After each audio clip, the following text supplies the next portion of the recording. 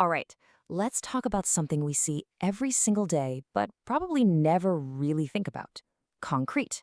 It's everywhere: our roads, our buildings, our bridges. It's so common, it's basically invisible. But today, we're going to crack it open and find a secret ingredient that changes everything you thought you knew about it. And when I say it's everywhere, I am not kidding. Every year, we, as a planet, use about 25 billion tons of the stuff. That number is so huge, it's kind of hard to even picture. It just goes to show you how absolutely fundamental this man-made rock is to our world. To put that 25 billion tons in perspective, get this. Concrete is the second most used material on Earth. The only thing we use more of is water. Wow, let that sink in. We use more concrete than anything else except the one thing we literally need to live. Okay, so that brings up a really interesting question. If we're making this much of it, what's actually in all this concrete? We all know it has cement, but what really makes up the bulk of the material that our entire civilization is built on? Well, the answer is probably not what you think. So what do you think? What's the main ingredient in that skyscraper or that sidewalk? Is it that gray powder, the cement? Or is something else doing all the heavy lifting? Well, here it is. A whopping 70% of your average concrete isn't cement at all. It's something called aggregate. And that's really just a fancy word for rocks: crushed stone, gravel, and sand. The cement paste, the active ingredient that hardens up, that's only about 30% of the mix. Now, when you see a number like 70%, your first thought is probably, okay, so the rocks are just filler, right? Just a cheap way to add bulk so you don't have to use as much of the expensive cement. And yeah, for a long, long time, that's pretty much what everyone believed. Which brings up a pretty logical question, right? If the cement paste is the magic glue that gets everything hard, why would you dilute it with so much rock and sand? What's the deal? The easy answer, the one you'll hear all the time, it's just cost. Cement is by far the most expensive part of the recipe. So if you can fill up most of the volume with cheap rocks you can dig out of the ground, you bring the price way, way down. Simple economics. But, and this is a huge but, that is not the whole story. Not even close. It turns out that aggregate is not just sitting there taking up space. It plays a super important active role in what makes concrete, well, concrete. See, if you just had cement paste on its own, it would shrink a ton as it dries. And over time, under a heavy load, it would slowly deform, a process called creep.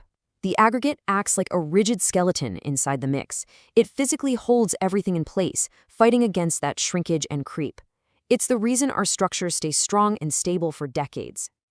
So, if the rocks are the skeleton, then the real story, the secret, has to be where the skeleton connects to everything else. It's all about the joints, that connection point between the rock and the cement paste. And it's right there, at a microscopic level, where we find concrete's biggest secret and its greatest weakness. It's called the interfacial transition zone, or ITZ for short. Now, this is a tiny, tiny layer of cement paste. We're talking less than the width of a human hair that forms right up against every single piece of aggregate. And here's the key: this zone is always weaker.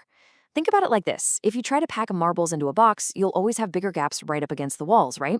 It's the same idea here. The tiny cement grains can't pack as tightly against the bigger rock, leaving more voids and creating a weaker, more porous little halo. I mean, listen to this quote from researchers. It says everything. Whatever happens in concrete is because of the ITZ. That is wild. It means if concrete cracks, if it fails, if water gets in and damages it, the ITZ is pretty much always the number one suspect. So what makes this tiny little zone such a big deal? Well, like we said, it's way more porous, it's got more holes in it because of that wall effect. But it also has a different chemical structure. You get these big, flaky crystals of a chemical called calcium hydroxide, which are pretty weak. All of that adds up to a much weaker bond between the rock and the paste. It is by its very nature the weakest link in the chain. And here's where things get really bad. It's what's called the percolation problem. Just think about a coffee maker. Water finds the easiest way through the coffee grounds, right? Well, in concrete, nasty stuff like water and de-icing salts do the exact same thing. And if the rocks are close enough that their weak ITZ zones touch, they form a connected network, basically a superhighway for damage to speed right into the heart of the structure.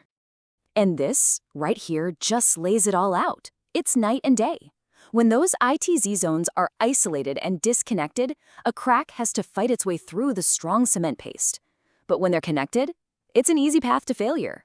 That directly translates to lower strength and way lower durability.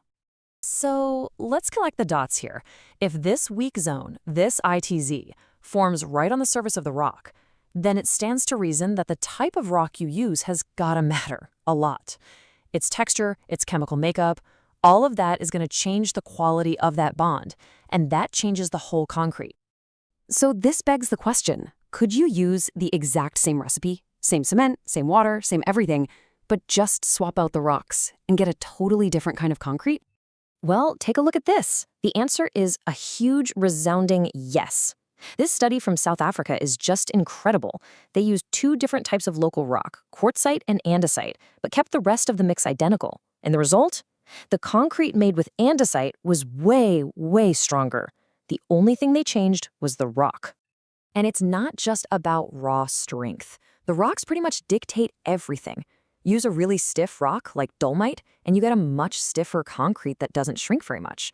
Use something less stiff like that quartzite we just saw, and you get a more flexible concrete that shrinks a whole lot more. The rocks are absolutely in the driver's seat. So where does this leave us? It's pretty amazing, right? We started out thinking of these rocks as just cheap filler, but we've found out they're actually the active skeleton of the whole system, and that the bond they form with the cement is the single most important thing. Let's just boil it all down to one thing. It is all about the bond. The strength, the lifespan of a billion-dollar bridge, it all comes down to what's happening in that tiny microscopic zone between a piece of gravel and the glue holding it. And that leaves us with a really exciting question for the future, doesn't it? If we now know that this bond, this ITZ, is the whole ballgame, can we start to actually engineer it? Can we stop just using whatever rock is cheap in your ride and start designing the perfect bond to build a new generation of concrete that's stronger and lasts longer than anything we have today?